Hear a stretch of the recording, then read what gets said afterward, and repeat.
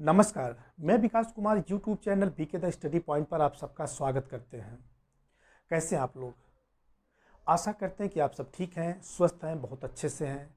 इसी आशा के साथ आज हम लोग सामान्य विज्ञान में फोटोसिंथेसिस यानी कि प्रकाश संश्लेषण पढ़ेंगे।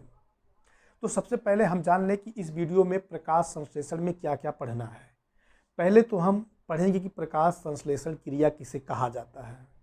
दूसरा, प्रकाश संश्लेषण क्रिया के दोनों जो अवयव हैं, दोनों जो फेज हैं, दोनों जो प्रावस्थाएं हैं, उनमें से जैसे लाइट रिएक्शन और डार्क रिएक्शन को पढ़ेंगे, केल्विन बेंसन चक्र और हैच स्लैग कैम प्लांट। इसके अलावा प्रकाश संश्लेषण को प्रभावित करने वाले कारक। तो चलिए बिना समय गंवाए हम लोग जानने की कोशिश करते हैं कि प्रकाश संश्लेषण क्रिया किसे कहा जाता है। देखिए, आप सभी लोग जानते हैं कि जितने भी हरे पौधे होते हैं वो अपना भोजन स्वयं बनाते हैं। कैसे बनाते हैं? प्रकाश संश्लेषण क्रिया द्वारा बनाया जाता है। प्रकाश संश्लेषण क्रिया में क्या होता है? जो हरे पौधों की कोशिकाएं होती हैं, इसके अंदर क्लोरोफिल पाया जाता है और बाहर से ली गई कार्बन डाइऑक्साइड और जल के साथ रासायनिक यौगिक यानी कि रासायनिक क्रिया करके कार्बन युक्त यौगिक का निर्माण करते हैं, जिसको कि कार्बोहाइड्रेट कहा जाता है। इसी निर्माण की जो प्रक्रिया होती है, इसी को प्रकाश संश्लेषण क्रिया कहा जाता है। इसमें क्या होता है? जो सूर्य की विकिरण ऊर्जा होती है उसको किस में बदलता है? इसमें रासायनिक ऊर्जा में कन्वर्ट हो जाता है। चलिए इसको हम एक समीकरण द्वारा देखते हैं। यह है 6CO2 plus 12H2O equal to, यहाँ पर है ये सनलाइट है, यानी कि प्रकाश की उपस्थिति में यह है आपका क्लोरोफिल। ठीक है, यहाँ पर क्या होता है, क्या बनता है? कार्बोहाइड्रेट बनता है C6H12O6 और क्या बनता है? 6O2। ठीक है, यही और इसमें 6 अणु पानी के भी बन जाते हैं, 6H2O। इसी को क्या कहते हैं? प्रकाश संश्लेषण क्रिया कहा जाता है। इसमें आप देखते हैं, इस समीकरण को याद कर लीजिए। ये 6CO2 प्लस 12H2O सनलाइट और क्लोरोफिल की उपस्थिति में C6H12O6 यानी कि कार्बोहाइड्रेट है। ये कार्बोहाइड्रेट, ये ऑक्सीजन गैस जो वायुमंडल में चली जाती है, और ये पानी है 6H2O। तो इसमें आप देखते हैं कार्बन डाइऑक्साइड में जो ये कार्बन होता है, इसका क्या होता है? कार्बन का स्वांगीकरण होता है, स्वांगीकरण होता है या एसिमिलेशन होता है। इसीलिए प्रकाश संश्लेषण को कार्बन स्वांगीकरण भी कहा जाता है या कार्बन एसिमिलेशन भी कहा जाता है। जो प्रकाश संश्लेषण क्रिया होती है, ये इसकी प्रकाश संश्लेषण की रासायनिक अपचयन उपचयन क्रिया होती है। क्या होता है? अपचयन उपचयन कहिए, उपचयन अपचयन कहिए। उपचयन और अपचयन क्रिया होती है। ठीक है, उपचयन क्रिया को इंग्लिश में ऑक्सीडेशन कहा जाता है। ऑक्सीडेशन, स्पेलिंग गलत होगा तो सही कर लेना। और ये है रिडक्शन। ठीक है, अब आपको ये समझना है किसका ऑक्सीडेशन होता है, किसका रिडक्शन होता है, यानी कि किसका उपचयन होता है, किसका अपचयन होता है। तो यहाँ पर जो जल है, आप देख रहे हैं, जल के अणुओं का ऑक्सीडेशन होता है और ऑक्सीडेशन होकर क्या बनता है? ऑक्सीजन गैस बनती है। वहीं पर कार्बन डाइऑक्साइड के अणुओं का क्या होता है? रिडक्शन होता है और रिडक्शन होकर क्या बनता है? कार्बोहाइड्रेट बनता है। ठीक है, बात तो समझ गए होंगे कि ऑक्सीडेशन और रिडक्शन प्रकाश संश्लेषण में रासायनिक क्रिया होती है। ऑक्सीडेशन जल के अणुओं का होता है और रिडक्शन कार्बन डाइऑक्साइड के अणुओं का होता है। देखिए, जो कार्बन डाइऑक्साइड के अणुओं का अपचयन होता है, तो अपचयन होकर क्या बनता है? कार्बोहाइड्रेट बनता है। लेकिन अपचयन होने के लिए प्रकाश की आवश्यकता नहीं होती है। कहने का मतलब ये अंधकार में होता है। लेकिन प्रकाश अपचयन होने के लिए ऊर्जा की तो आवश्यकता होती है। ये जो ऊर्जा की आवश्यकता होती है, ऐसी ऊर्जा को क्या कहा जाता है? स्वांगीकरण शक्तियां कहा जाता है। ये स्वांगीकरण शक्तियां कौन कौन सी हैं? NADPH2 और क्या है? ATP है। इनको संयुक्त रूप से स्वांगीकरण शक्तियां कहा जाता है। तो फिर से आपको बता दें, कार्बन डाइऑक्साइड के अपचयन में प्रकाश की आवश्यकता नहीं होती है, लेकिन ऊर्जा की आवश्यकता होती है। ऐसे ऊर्जा को स्वांगीकरण शक्तियां कहा जाता है। इन शक्तियों के निर्माण के लिए तो प्रकाश की आवश्यकता होती है। कार्बन डाइऑक्साइड के अपचयन के लिए प्रकाश की आवश्यकता नहीं होती है, लेकिन स्वांगीकरण शक्तियों के निर्माण के लिए प्रकाश की आवश्यकता होती है। तो जो प्रकाश संश्लेषण क्रिया है, इसके दो फेज हैं, माने कि दो प्रावस्था है। एक में प्रकाश की आवश्यकता होती है, दूसरे में प्रकाश की आवश्यकता नहीं होती है। तो हमने आपको बताया था, जिसमें प्रकाश की आवश्यकता नहीं होती है उसको डार्क रिएक्शन कहा जाता है, और जिसमें प्रकाश की आवश्यकता होती है उसे लाइट रिएक्शन कहते हैं। तो हम सबसे पहले लाइट रिएक्शन लिख लेते हैं, ठीक है। इसको प्रकाश की आवश्यकता होती है, इसीलिए कहा जाता है लाइट डिपेंडेंट फेज, इसको कहा जाता है। क्या बोलते हैं? लाइट डिपेंडेंट फेज बोला जाता है, यानी कि प्रकाश आश्रित प्रावस्था। और दूसरा क्या है? Dark reaction.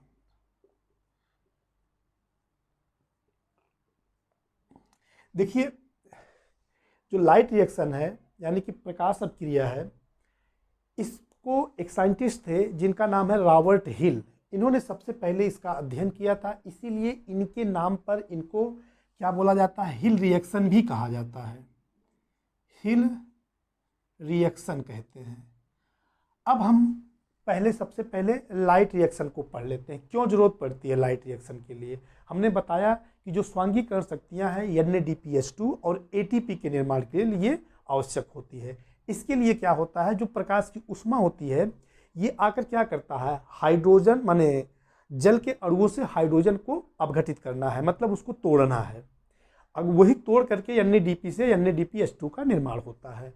तो देखिए, अब आप समझिए, लाइट रिएक्शन में हम समझाने का प्रयास कर रहे हैं आपको, और ध्यान से सुनेंगे तो समझ में आ जाएगी बातें। आप हरे पौधों की जो कोशिकाएं हैं, कोशिकाओं को देखे होंगे, कोशिका भी पढ़े भी होंगे पादप कोशिका में। पादप कोशिका के अंदर जो प्रोटोप्लाज्मा होता है, प्रोटोप्लाज्मा में बहुत सारे सेल ऑर्गन्स होते हैं, मतलब कोशिकांग होते हैं, जैसे कि mitochondria, गाल्जी body, lysosomes, endoplasmic reticulum, बहुत सारे कोशिकांग होते हैं। उसमें से एक कोशिकांग आपको मिलेगा, पादप कोशिका की बात कर रहे हैं, क्लोरोप्लास्ट मिलेगा।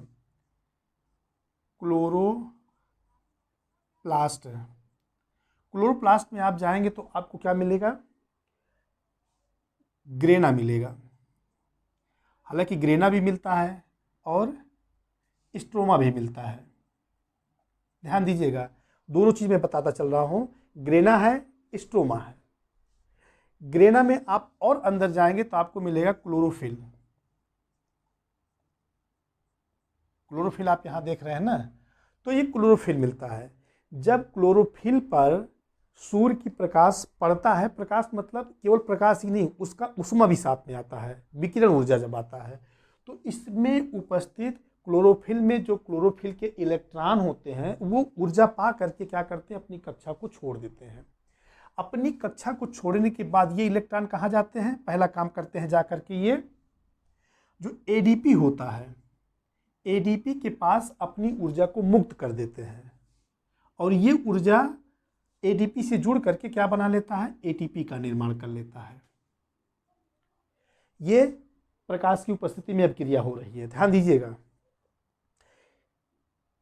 कहने का मतलब, जो सूर्य की विकिरण ऊर्जा थी वो किसमें कन्वर्ट हो गया? रासायनिक ऊर्जा में कन्वर्ट हो गया। दूसरा काम क्या करता है? जल के अणुओं का अपघटन करता है। जल का अणु मतलब ये H2O को क्या करता है? ये इलेक्ट्रॉन तोड़ देता है। किसमें तोड़ देता है? हाइड्रोजन आयन में, हाइड्रोजन प्लस आयन और OH माइनस आयन। इसको हाइड्रॉक्सिल आयन कहा जाता है, OH आयन को। तो इसमें ये तोड़ देता है। तोड़ने के बाद जो ये हाइड्रोजन आयन है ये क्या करता है, हाइड्रोजन प्लस आयन NADP के साथ जुड़ जाता है, NADP के साथ जुड़ के बना लेता है NADPH2 का निर्माण कर लेता है। किसका यार निर्माण कर लेता है? NADPH2 का निर्माण कर लेता है। और वहीं पर जो हाइड्रॉक्सिल आयन है यानी कि OH- आयन, ये क्या होता है, ये संघनन होता है। इसका संघनन होकर क्या बनाता है, पानी बना लेता है और ऑक्सीजन गैस का निर्माण कर लेता है। साथ साथ में इसका जो मुक्त हुआ इलेक्ट्रॉन था ये फिर चला जाता है क्लोरीन, मतलब क्लोरोफिल में चला जाता है वापस। ये इलेक्ट्रॉन फिर अपने स्थान पर वापस चला जाता है क्लोरोफिल में ऊर्जा को मुक्त करने के बाद। तो इसमें हम क्या देखे हैं, क्या हमको मिला? हमको मिला ATP और NADPH2, जो दोनों को संयुक्त रूप से क्या कहा जाता है, स्वांगीकरण शक्तियाँ कहा जाता है। तो हम पिछली बार अभी आपको बता चुके हैं, अभी बताए हैं कि स्वांगीकरण शक्तियों का निर्माण प्रकाश की उपस्थिति में होता है। तो क्या मिला हमको? ATP और NADPH2, ठीक है। और इसके अलावा हमको क्या मिला? ऑक्सीजन मिला। ऑक्सीजन कहाँ से मिला है? आप देख सकते हैं कि ये जल के अणुओं से ही मिला है। कहने का मतलब अगर आपसे पूछा जाए कि ऑक्सीजन कहाँ से प्राप्त होता है, जल से, जल के अणुओं से मिलता है या कार्बन डाइऑक्साइड से मिलता है, तो आप बहुत आसानी से इसको समझ जाएंगे। तो आप बता देंगे कि नहीं, जो हमको ऑक्सीजन प्राप्त होता है प्रकाश संश्लेषण क्रिया में वो हमको पानी के अणुओं से मिलता है, जल के अणुओं से मिलता है। इस प्रकार हम ये भी समझ जाएंगे कि जो कार्बन डाइऑक्साइड हमको मिलता है, हमको जो कार्बोहाइड्रेट मिलता है वो कहाँ से मिलता है? वो कार्बन डाइऑक्साइड से मिलता है। तो हमको पता चल गया कि ऑक्सीजन हमको जल के अणुओं से मिलता है। ये हम कैसे जाने? हम जब प्रकाश अपक्रिया यानी लाइट रिएक्शन को पढ़ें तब हमको पता चला, जब हम हिल रिएक्शन को पढ़ें तब हमको पता चला। अब इसके बाद हमको पढ़ना है डार्क रिएक्शन। प्यास लग गई? चलिए अब हम देखते हैं dark reaction.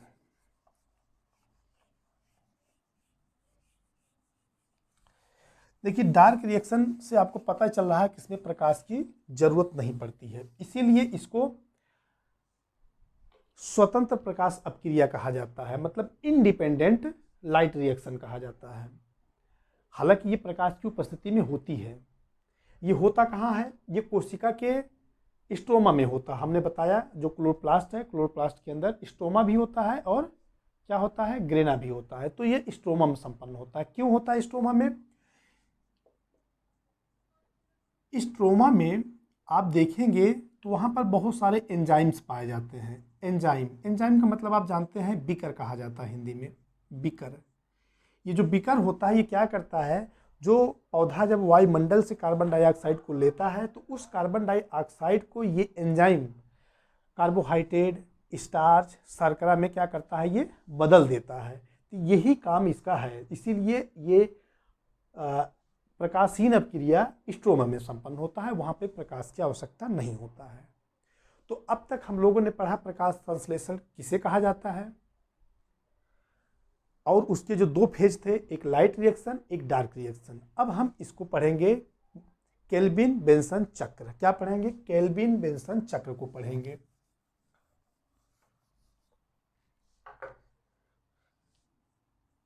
Kelvin Benson cycle, ठीक है। सबसे पहले थोड़ी कहानी जान लीजिए, छोटा सा है, बहुत सामान्य अध्ययन हम लोग कर रहे हैं, सामान्य सी बातें तो जानना ही पड़ेगा। तो सामान्य सी बातें यह है कि 1954 की बात है, 1954 की। एम केल्विन, एम और ए बेंसन और इनके सहयोगी ने, मतलब इनके साथियों ने मिल करके कार्बन पथ की खोज किया था, माने कार्बन मार्ग की खोज किया था। इसके लिए केल्विन को और बेंसन को संयुक्त रूप से 1961 में, मतलब 1961 में इनके लिए नोबेल पुरस्कार मिला था। ये लोग नोबेल पुरस्कार से सम्मानित किए गए थे। नोबेल पुरस्कार बहुत बड़ा सम्मान है जो कि 6 क्षेत्रों में हर साल मिलता है, जैसे कि अर्थशास्त्र है, साइंस के क्षेत्र में, साहित्य के क्षेत्र में, शांति के क्षेत्र में, इस तरह जो है 6 विशेष क्षेत्रों में हर साल इसका पुरस्कार मिलता है। तो इनको 1961 का जो साइंस का नोबेल पुरस्कार था केल्विन और बेंसन को दिया गया था। क्यों दिया गया था? क्योंकि इन्होंने कार्बन पथ की खोज किया था और इसके लिए उन्होंने जिस विधि को अपनाया था उसको क्या कहा गया? उसको रेडियो एक्टिव ट्रेसर कहा जाता है। क्या बोलते हैं? रेडियो एक्टिव ट्रेसर कहा जाता है। इस विधि को अपनाया था। इसके लिए इन्होंने एक पौधा लिया था, उसको कहा जाता है क्लोरेला। क्लोरेला, क्लोरेला क्या है? एक कोष की पौधा होता है, एक कोष की शैवाल होता है, हरा शैवाल एक कोष की होता है ये। और इसमें जो कार्बन डाइऑक्साइड लिए थे, इस कार्बन डाइऑक्साइड का परमाणु भार 14 था। कार्बन डाइऑक्साइड के कार्बन का परमाणु भार 14 था। कार्बन डाइऑक्साइड में अब पूछा जाए कि ये परमाणु भार क्या होता है, तो जान लीजिए कोई भी तत्व होता है, चाहे वो ऑक्सीजन हो, हाइड्रोजन हो, नाइट्रोजन हो, मैग्नीशियम, क्लोरीन, जो भी आप जानते हैं, ब्रोमीन, सबके परमाणु भार और परमाणु क्रमांक होता है। परमाणु भार उनको कहा जाता है जिसमें उस तत्व के इलेक्ट्रॉन और प्रोटॉन की संख्या का जो योग होता है उसी को क्या कहते हैं? परमाणु भार कहा जाता है। तो ऐसा कार्बन लिए जिसके कार्बन का मतलब ऐसा कार्बन डाइऑक्साइड लिए जिसके कार्बन का परमाणु भार 14 था है। मतलब कार्बन डाइऑक्साइड अवशोषित होकर के किन किन कार्बनिक यौगिकों में ये जाता है। तो ये केल्विन बेंसन चक्र है, ये 3 चरणों में संपन्न होता है। 3 चरणों में कौन कौन सा चरण है? ध्यान देने वाली बात है। इसमें जो 3 चरण है वो सबसे पहला वाला है कार्बोक्सिलीकरण कहा जाता है। पहले चरण को कहा जाता है कार्बोक्सिलेशन। कार्बोक्सिलेशन। दूसरे चरण को कहा जाता है रिडक्शन।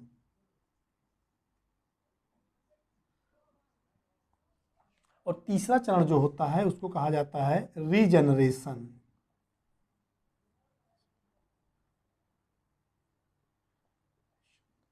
ठीक है। कार्बोक्सिलेशन को हिंदी में कहा जाता है कार्बोक्सिलीकरण। कार्बोक्सिलीकरण हिंदी का स्पेलिंग गलत हो सकता है और हो ही गया था। कार्बोक्सिलीकरण। रिडक्शन का मतलब होता है अपचयन। ठीक है। और रीजनरेशन का मतलब होता है पुनरुत्पादन।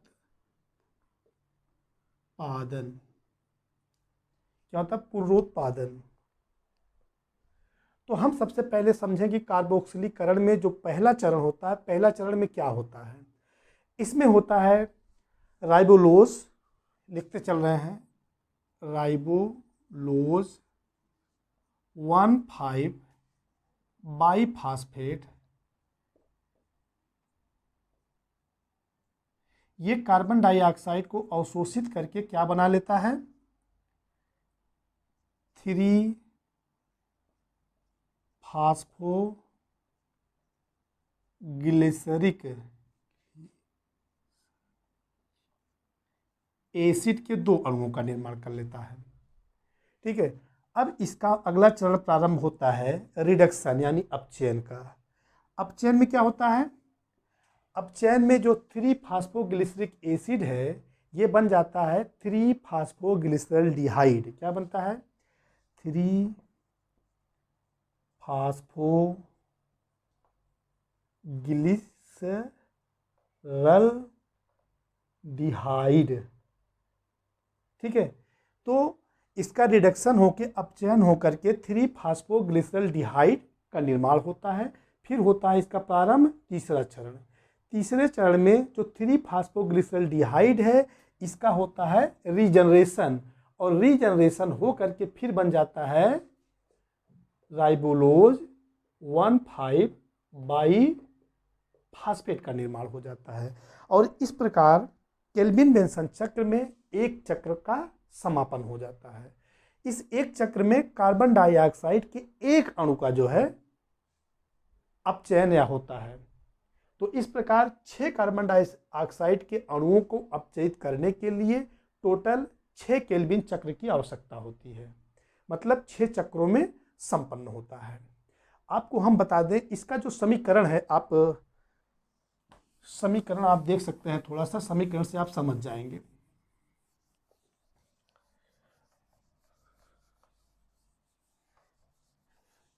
इसके समीकरण में आप जानते हैं कि ये C6CO2 है, कार्बन डाइऑक्साइड है। हमने यहाँ प्रकाश संश्लेषण क्रिया टोटल बताया है और ये डार्क रिएक्शन में होने वाली क्रिया है, जो कि अभी आपको बताया ये केल्विन बेंसन चक्र से है। तो इसमें क्या होता है, ये कार्बन डाइऑक्साइड प्लस 12 NADPH2 होता है और प्लस 18 ATP होता है। ठीक है, अब इसका क्या होता है, इस चक्र के बाद बनता है C6H12O6 और क्या बनता है 12 NADP और क्या बनता है 18 ADP और इसमें से जो ऊर्जा होती है ये मुक्त होती है और क्या बन जाता है 12 H2O का निर्माण होता है, पानी का निर्माण होता है। यही रिएक्शन है, आप देख सकते हैं 12 नहीं, इसमें 6 होगा, सॉरी 6 अणु पानी का होता है। यहाँ पर आप देख सकते हैं 6H2O है।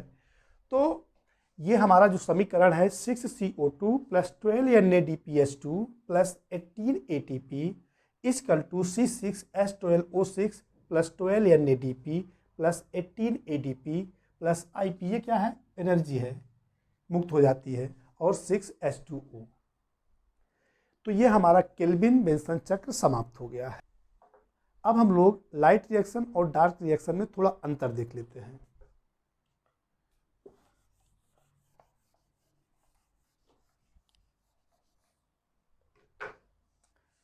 ये हमारा लाइट रिएक्शन है और ये है डार्क रिएक्शन।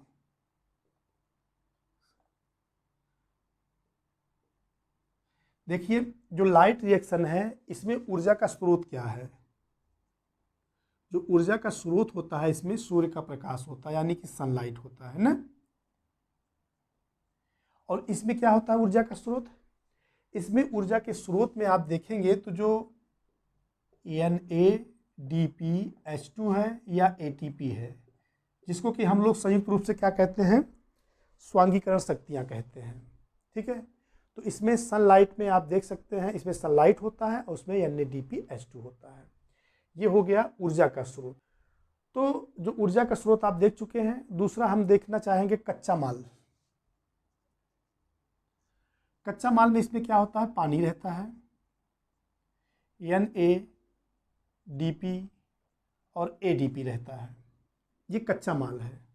और इसमें कच्चा माल क्या होता है, कार्बन डाइऑक्साइड होता है, NADPH2 होता है और ATP होता है। ऐसे देख लीजिए क्या लिखें बार बार।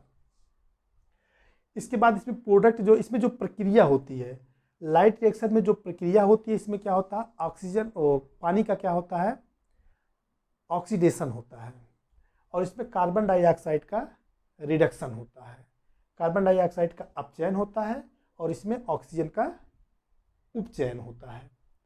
इसके बाद जो इसमें प्रोडक्ट होता है, प्रोडक्ट में आप जानते हैं कि इसमें NADPH2 का निर्माण होता है और ATP का निर्माण होता है लाइट रिएक्शन में। और इसमें किसका निर्माण होता है, इसमें ग्लूकोज तैयार होता है, ग्लूकोज का मतलब कार्बोहाइड्रेट का निर्माण होता है। इसमें जो उपोत्पाद होता है वो होता है ऑक्सीजन गैस का निर्माण होता है। और इसमें ADP NADP का निर्माण होता है। ADP और NADP जो यहाँ पर रॉ मटेरियल के रूप में इस्तेमाल किया गया था, यहाँ का मतलब हमारा हाथ, आप समझिए, नाम बार बार नहीं बोल रहे हैं, ये लाइट रिएक्शन है, ये डार्क रिएक्शन है। तो यहाँ पर जो उपोत्पाद होता है वो क्या होता है, NADP होता है और ADP होता है। और इसके बाद कहाँ ये संपन्न होता है, लाइट रिएक्शन हमने बताया था ये ग्रेना में संपन्न होता है और ये स्ट्रोमा में संपन्न होता है। ये दोनों का अंतर है। दोनों अंतर आप समझ चुके हो तो अगला हम चलते हैं, आपको समझाएंगे। अगला क्या है, हैच स्लैग और कैम रिएक्शन। अब आइए हम लोग समझते हैं कि हैच स्लैग चक्र क्या है। देखिए 1965 तक, 1965 तक यह माना जाता था कि प्रकाश संश्लेषण की क्रिया में कार्बन डाइऑक्साइड का स्थिरीकरण यानी कि फिक्सेशन, कार्बन डाइऑक्साइड का फिक्सेशन केवल केल्विन बेंसन चक्र के द्वारा ही होता है। लेकिन कुछ समय बाद पता चला कि कार्बन डाइऑक्साइड का फिक्सेशन हैच स्लैग चक्र और कैम प्लांट के द्वारा भी होता है। अब 1966 की बात करते हैं। 1966 में साइंटिस्ट ये जो है हैच और ये है स्लैग, इन्होंने बताया कि जो एक बीजपत्री पौधा होता है, एक बीजपत्री पौधा, एक बीजपत्री पौधे में जैसे कि गन्ना है, मक्का है, ज्वार है, मोथा है। मोथा जानते हैं, एक घास होता है, गांव में आप अगर खेती करते होंगे तो अच्छी तरीके से जानते हैं मोथा, ठीक है। चौलाई है, पेनिकम है, ये क्या है, एक बीजपत्री पौधा है, ठीक है। और कुछ अपवाद स्वरूप द्विबीजपत्री पौधे जैसे कि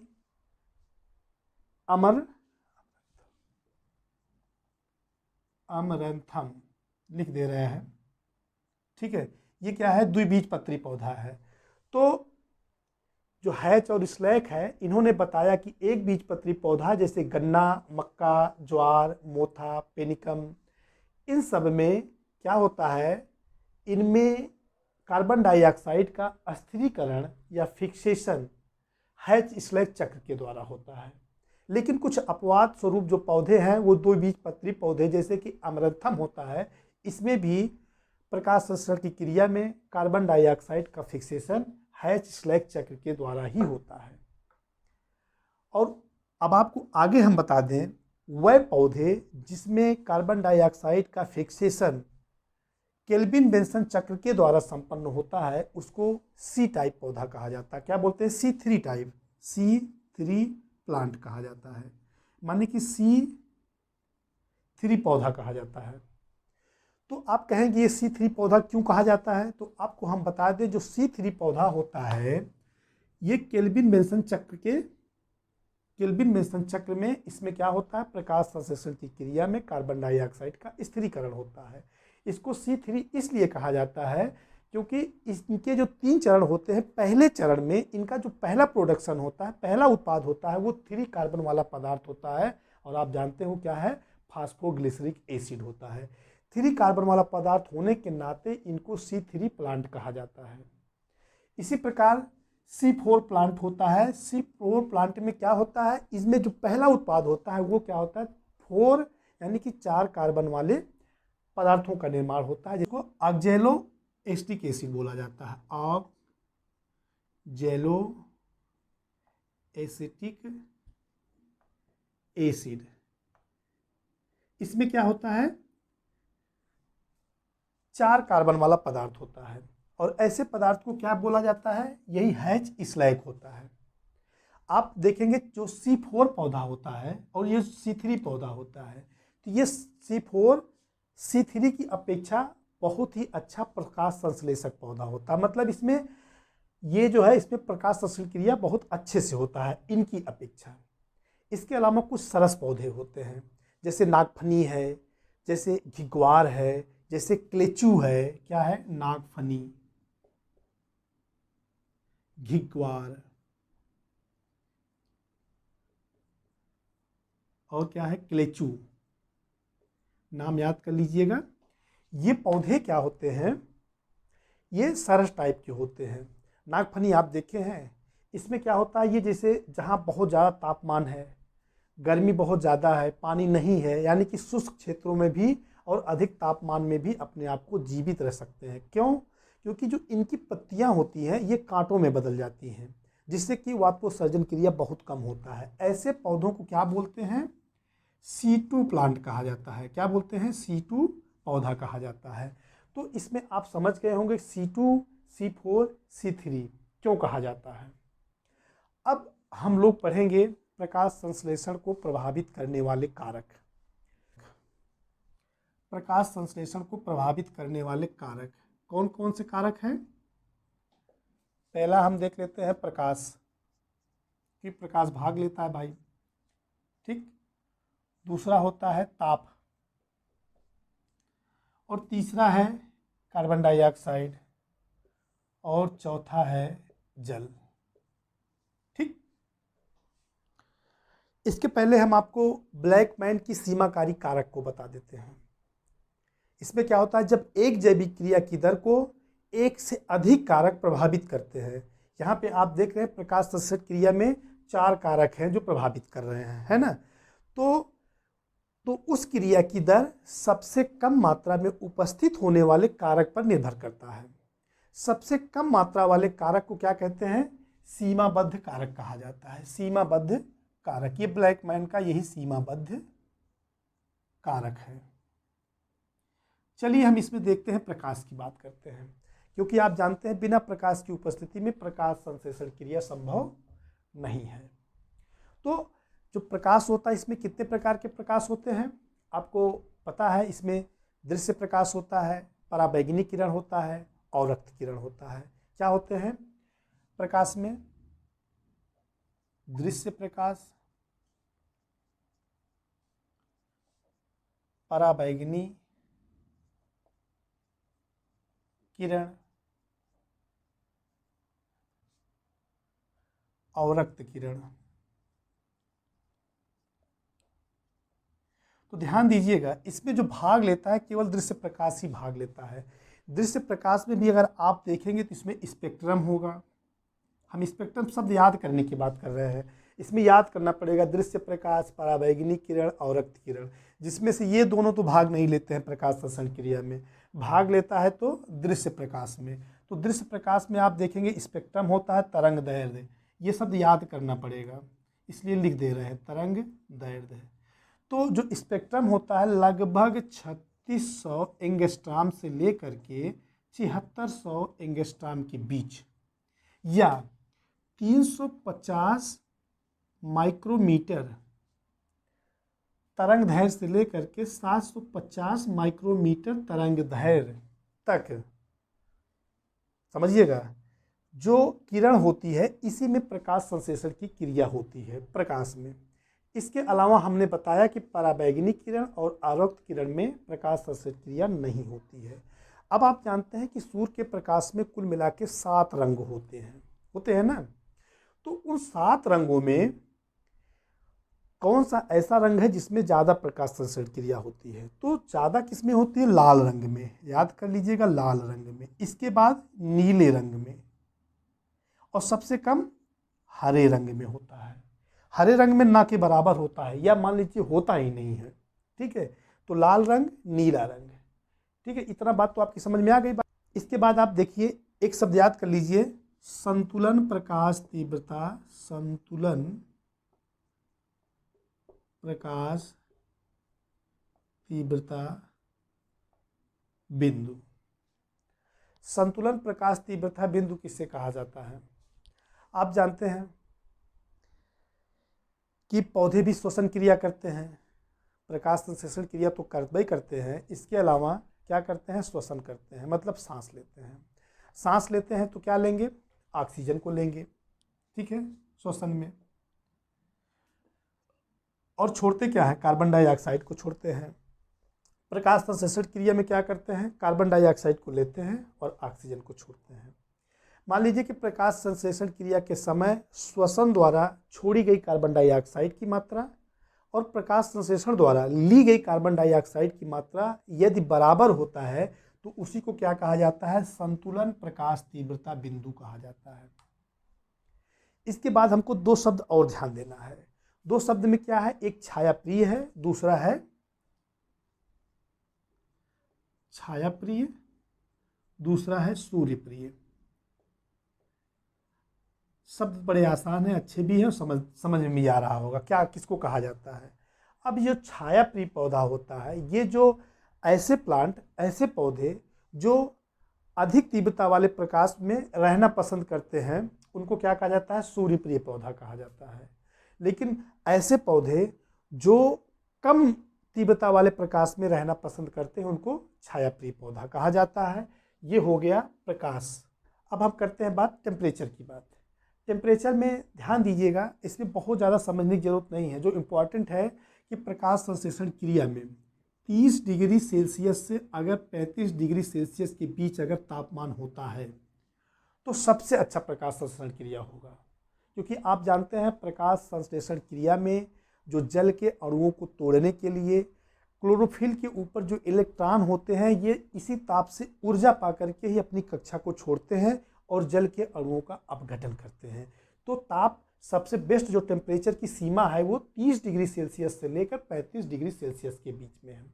यदि इससे ज़्यादा होता है, विशेष रूप से अगर 40 डिग्री सेल्सियस से ज़्यादा होता है, तो क्या होता है, इनके अंदर जो ग्रेना पाया जाता है या क्लोरोफिल के अंदर जो एंजाइम्स होते हैं उसमें विकृति आ जाती है, उसमें कमी आ जाती है और ये प्रकाश संश्लेषण क्रिया एकदम धीमा हो जाता है। तो सबसे बेस्ट हमको जो तैयार करना है, ये जानना है कि टेम्परेचर प्रकाश संश्लेषण क्रिया के लिए ज़रूरी है कि 30 डिग्री सेल्सियस से 35 डिग्री सेल्सियस के बीच ही सबसे बेस्ट होगा।